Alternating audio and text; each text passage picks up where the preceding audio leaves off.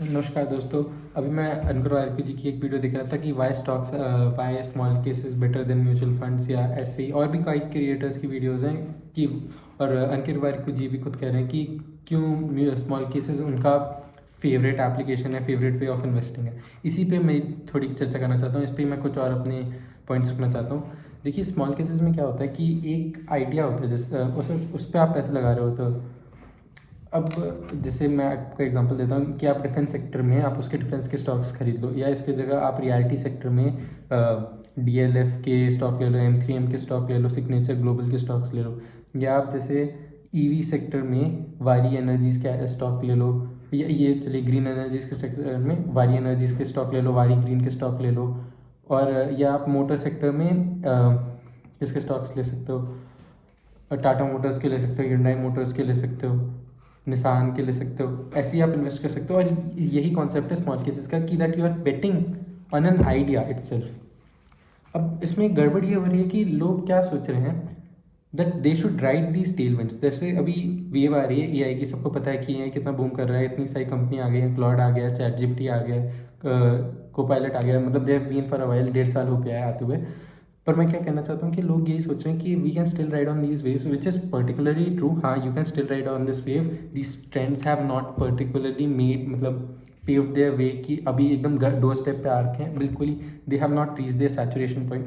तो मैं तो ये तो कह रहा हूँ कि there is still run up for these trends, I am not denying that. But मैं कहना चाहता हूँ कि जो म्यूचुअल फंड हाउसेज होते हैं, they have a team of 200-300 analyst. वो लोग तो कितना रिसर्च करते हैं, और उसके बाद not only this, they are not just betting on ideas. Maybe ideas can be a part of their portfolio. 2-3% शायद आप भी इतना होशियारी कर रहे होगे that you are willing to put अपने पोर्टफोलियो में। आपने कुछ एलोकेट किया होगा कि 5% वुड बी स्मॉल केसेस, उसमें 2% might be your EV sector, उसमें defence sector, pharma sector, reality sector, IT sector, motor sector, banking sector.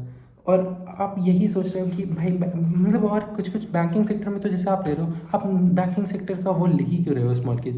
Y, मतलब इंडिविजुअल स्टॉक्स हैं, I get it, but these individual stocks में बात ये हो रही है, जैसे आपने बैंकिंग सेक्टर का ले लिया, उसके अंदर क्या है, HDFC, ICICI, कोटक है, महिंद्रा बैंक है। अब इन सब बैंक्स के अंदर आपने स्टॉक्स तो ले लिया, अब आपको इसकी मान लीजिए क्वार्टरली रीबैलेंसिंग करनी है। क्वार्टरली रीबैलेंसिंग करने में अगर आपने किसी भी एक पर्टिकुलर स्टॉक में कुछ भी कैपिटल गेन किया, आपको उस पर तो टैक्स देना है, और नए स्टॉक्स भी खरीदना है।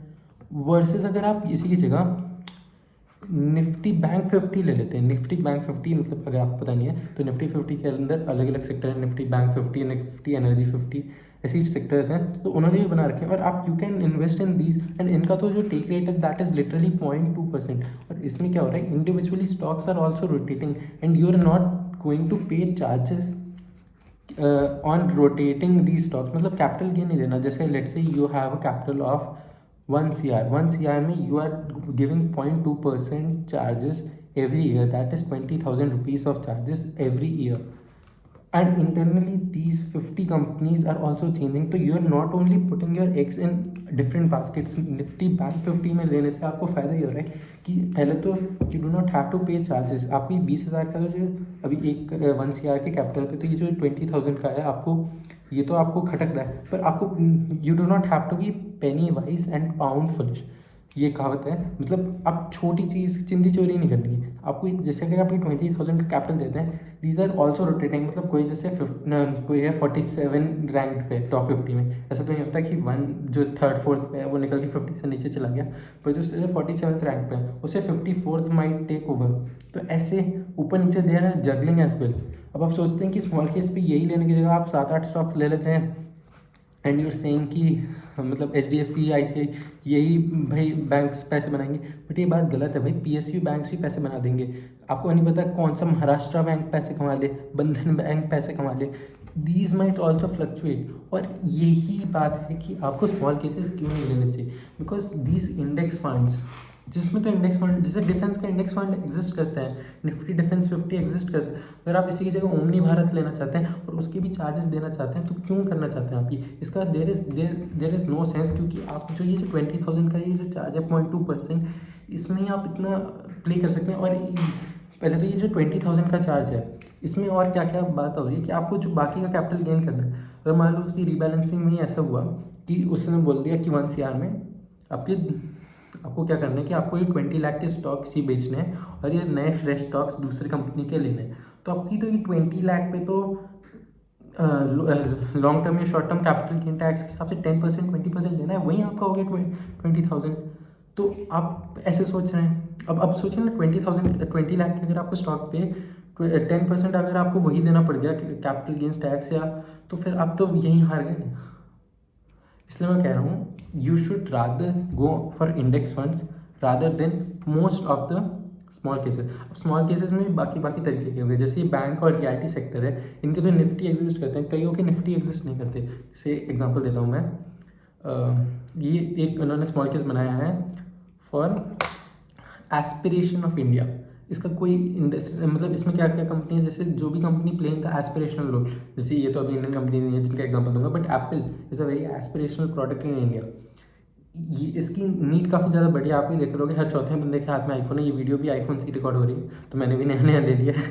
और ये they are riding on these waves कि इंडिया की जो एस्पिरेशन है वो बढ़ रही है, which is very true. Aspirations तो मिडिल क्लास की बढ़ ही रही है, तो this is one way, this makes some sense. But आप ये क्यों करना चाहते हैं? Why are you trying to prove yourself that you will ride on this wave कि जो एस्पिरेशन बढ़ रही है? इसके अलावा मैं आपको एक और एग्जाम्पल देता हूँ। ये एक रूरल करके है स्मॉल केस की, इंडियन रूरल डिमांड। इसका भी कोई निफ्टी में कोई कुछ भी इंडेक्स तो बनता नहीं है, तो इसके लिए भी आप डायरेक्टली इन्वेस्ट नहीं कर सकते। But why are you betting on this? इसकी बात यह है भाई, देखो, if you are buying some stocks on demat account, उनका पर्पज सिर्फ पैसा कमाना ही है। You do not have to prove yourself that you are very wise, that you are betting on these trends. देखिए भाई, ब्रेकिंग बैड में एक लास्ट एपिसोड में ना एक डायलॉग होता है कि वो अपनी वाटर वाइट जो होता है वो अपनी बीवी से बोलता है, स्काइलर वाइट से, कि that I did it for myself, I did not do this for family, I wanted to prove myself that I am correct. मैं बहुत शाना हूँ, मैं सबको उल्लू बना सकता हूँ, मैं सब कुछ, पुलिस को भी मैनिपुलेट कर सकता हूँ, जो माफिया है उसको भी मैनिपुलेट कर सकता हूँ, and I can deal with all of this things. ये ब्रेकिंग बैड क्लास। तो आप भी वही करना चाहते हैं, आप वही वाला चीज़ प्ले कर रहे हैं अपने साथ कि आप बहुत शाणे हैं। आपको अपने दिमाग में ये लग रहा है कि आप बहुत शाणे हैं, कि आप ये ट्रेंड्स, आपकी ये जो टेक रेट है, जैसे 0.2% 2%, म्यूचुअल फंड हाउसेज में 1.8% होता है एवरेज। तो 1.8% कमीशन, जैसे कि 1 CR के कैपिटल का एग्जाम्पल हम ले रहे थे, तो 1.8 लाख का जो टेक होम था, जो कैपिटल जो म्यूचुअल फंड हाउस ले जाता आपसे, आप उसकी जगह सोच रहे हैं कि ये सब मैं ट्रेंड्स पे खुद ही राइड कर लेता हूँ थ्रू वाया स्मॉल केस। पर स्मॉल केस में आप भाई इतना उसमें ना एनालाइजेशन है नहीं। आप पूरे स्मॉल केस का P/E और P/B रेशियो तो कंपेयर कर नहीं सकते। आप बस आइडिया पे बैठ कर रहे हैं कि एस्पिरेशंस बढ़ेंगे या रूरल डिमांड्स बढ़ेगी।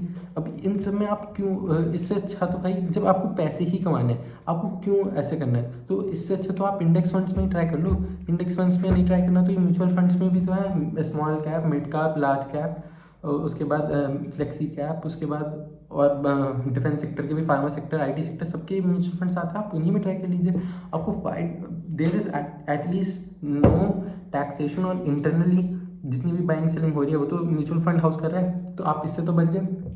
ये सबसे मेन पॉइंट है, और इसलिए मैं बोल रहा हूँ यही था जितने मेरे पॉइंट्स थे। Thank you. आपको वीडियो कैसी लगी आप मेरे को जरूर बताइएगा। वीडियो पसंद आई हो तो लाइक कर दीजिएगा, और कमेंट कर देना, चैनल को सब्सक्राइब कर देना, और इस वीडियो को शेयर कर देना जितना हो सके। Thank you. चैनल बढ़ाओ यार, जल्दी जल्दी। बाय।